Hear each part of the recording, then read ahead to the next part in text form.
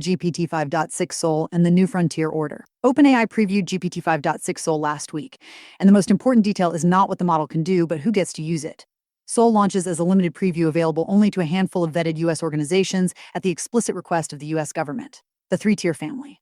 Sol at $5/$30 per million input/output tokens, Terra at $2.50/$15, and Luna at $1/$6. Slots in below Anthropic's Fable 5 Mythos class pricing $10/$50, while OpenAI claims Sol matches or exceeds Mythos on long-horizon agentic coding and multi-step reasoning. Over 700,000 A100 equivalent GPU hours went to automated red teaming, and the model's cyber capabilities required layered safeguards, including a government-approved limited rollout. The staggered release is a direct consequence of what happened when Fable 5 launched in April and the NSA reportedly pulled it within days. OpenAI is not repeating that mistake. The mid-tier story is quietly more interesting for practitioners. An independent cost-performance comparison shows Terra matching Fable 5 at 84.3% on Terminal Bench 2.1, while edging GPT-5.5 at 83.4%. At half the per-token cost of Sol. For shops running high-volume inference, Terra is the real product. Sol is the prestige benchmark. The 2x cost advantage over Sol with roughly 1% benchmark variance is exactly the kind of trade practitioners actually optimize for. Nobody is choosing between Sol and Terra based on capability. They are choosing based on whether the marginal quality improvement justifies doubling their inference bill. For most production workloads, it does not. But the controlled access rollout is the signal that matters beyond pricing spreadsheets. Dean Ball, writing from inside the policy apparatus he joins OpenAI soon, lays out what has actually happened. The US has stumbled into a de facto licensing regime for frontier AI models, without published standards, without clear timelines, and without technically expert staff to write them. The Center for AI Standards and Innovation hired someone with frontier lab experience and fired him within days.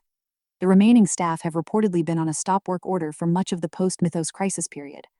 Ball's central proposal: private auditing bodies that verify labs' compliance with their own safety frameworks, certified by the government, but operating independently, is the most concrete governance architecture anyone has put forward since the Fable 5 shutdown. The key insight is entity-level regulation rather than model-level. A model is just floating point numbers that get cheaper to reproduce every 6 months. But the lab's internal governance of recursive self-improvement is durable and auditable. He draws an uncomfortable parallel to crypto.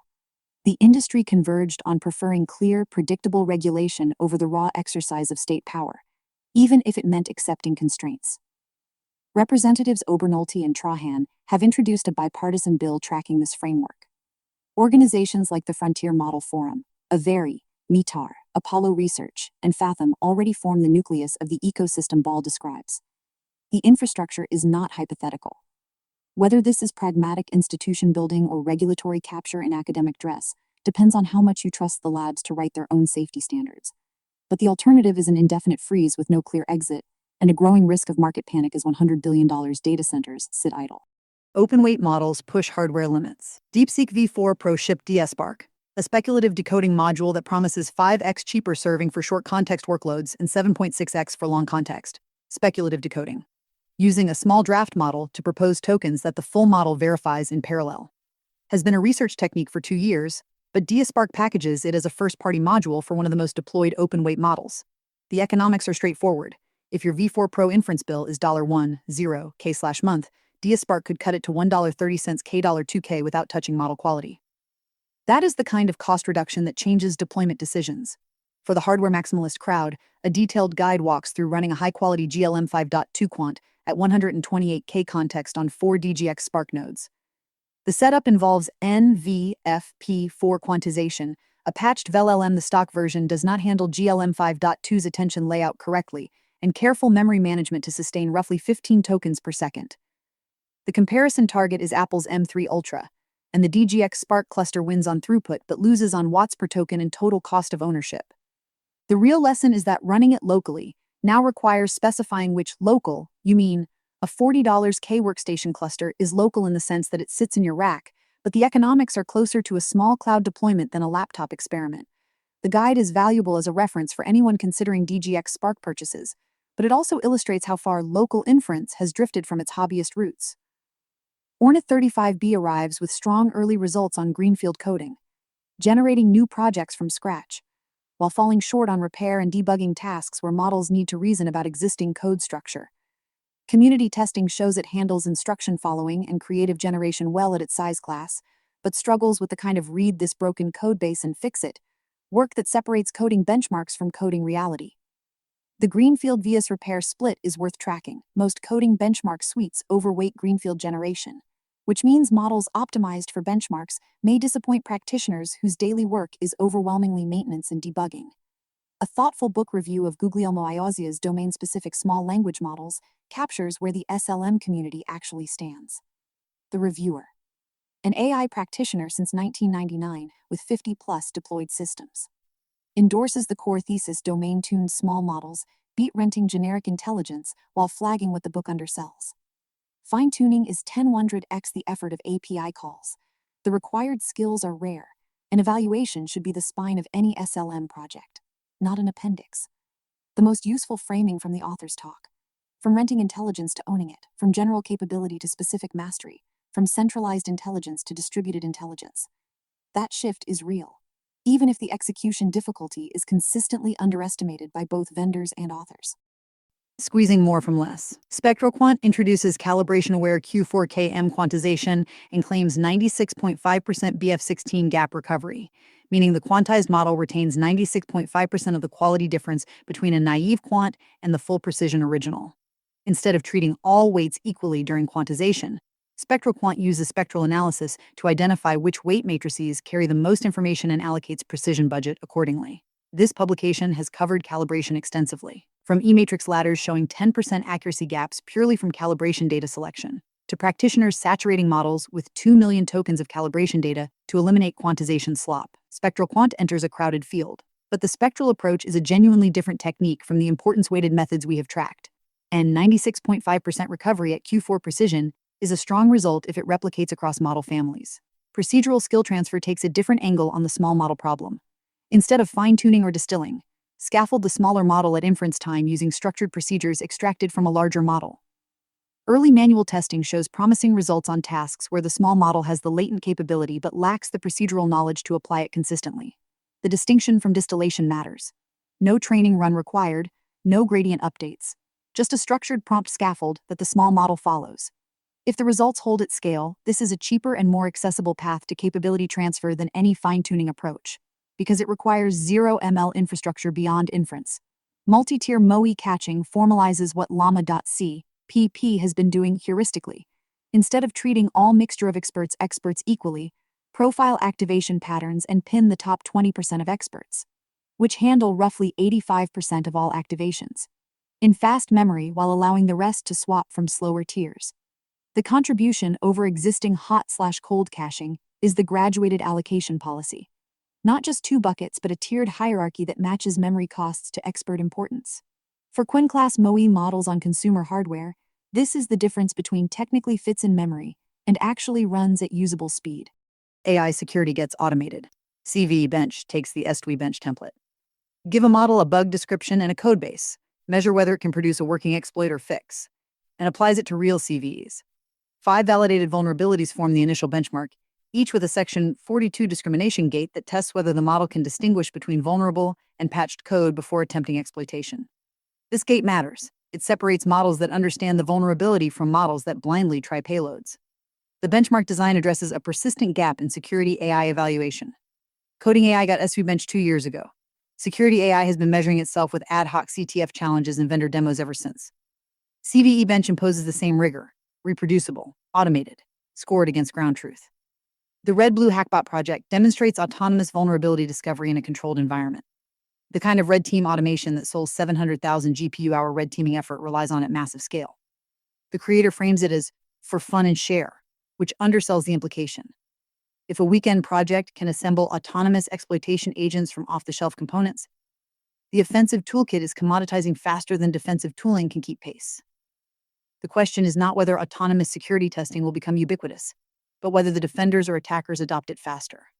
The same project ships as at MetaHarness/Red Blue on NPM. An autonomous red team/blue team agent available as a standard JavaScript package install. The distribution choice is the story. NPM installation normalizes security testing tools the way ESLint normalized linting.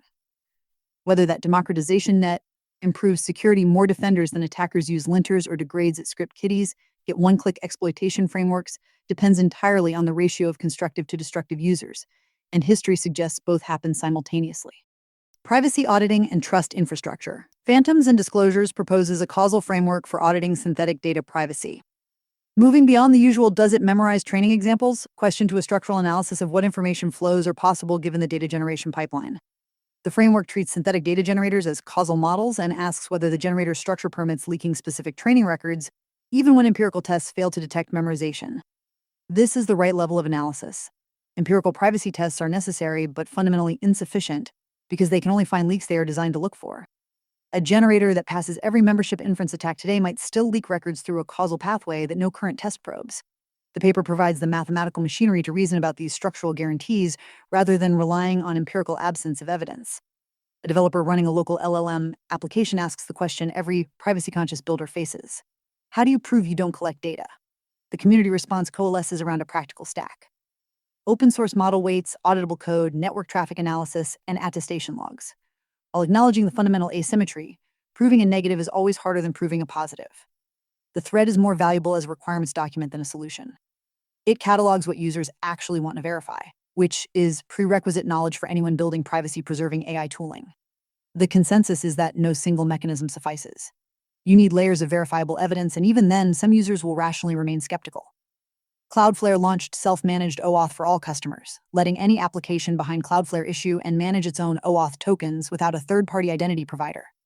For AI agent builders, this solves a specific pain point. Agents that need to authenticate to services on behalf of users currently require either storing user credentials terrible or complex OAuth dance integration with external providers expensive and brittle. Self-managed OAuth collapses the integration to a single Cloudflare configuration. The timing is not accidental. As agentic AI systems proliferate, the authorization layer becomes the critical infrastructure, and Cloudflare is positioning itself as the default.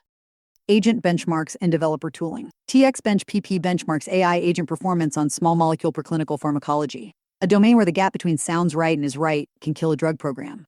The benchmark spans 1,120 samples covering pharmacokinetics, ADMET properties, and drug-drug interactions, with the best-performing model Opus 4. 8pi hitting only 59.3% accuracy. That ceiling is the finding. Even the most capable frontier models are functionally unreliable for pharmacological reasoning without domain-specific scaffolding. For pharma teams evaluating AI copilots, 59.3% means roughly 4 in 10 answers are wrong, not a copilot, a liability.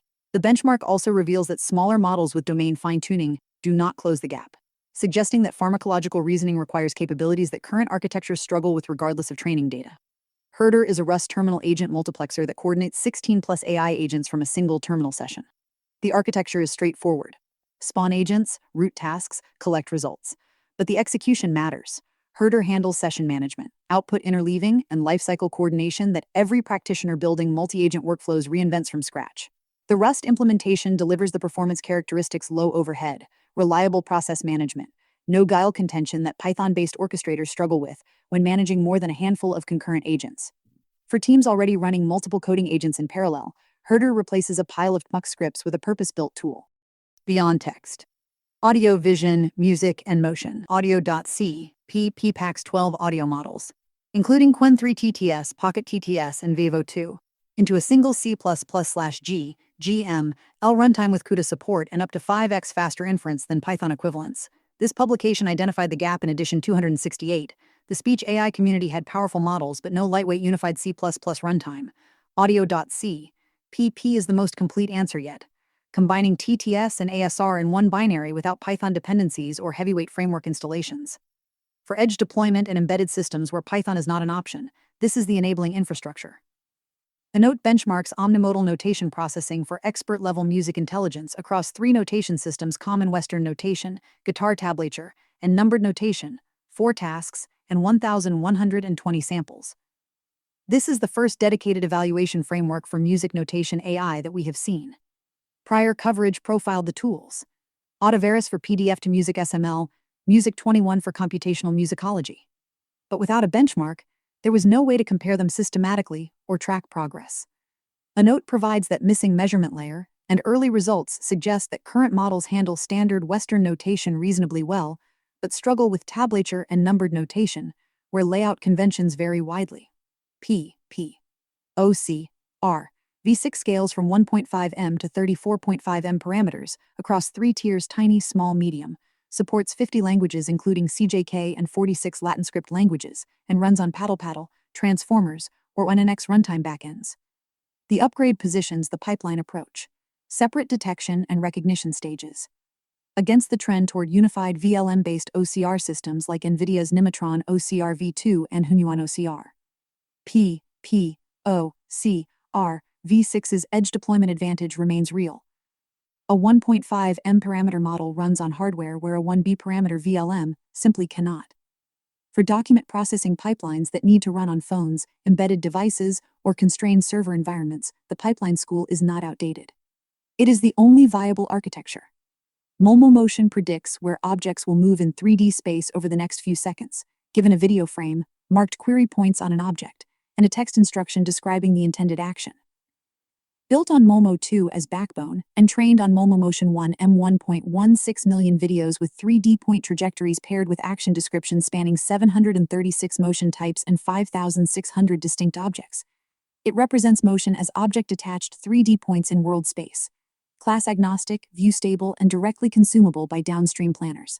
In simulation, a robot policy built on Motion succeeds on 76.3% of pick-and-place tasks, versus 56.0% for the same policy without motion forecasting, and reaches target accuracy in 1/6 the training steps. The insight is that forecasting fills the gap between perception and planning. The same cup follows a similar 3D trajectory, whether a human hand or a robot gripper lifts it, and a model that learns this from video can transfer that knowledge to robotics without domain-specific retraining.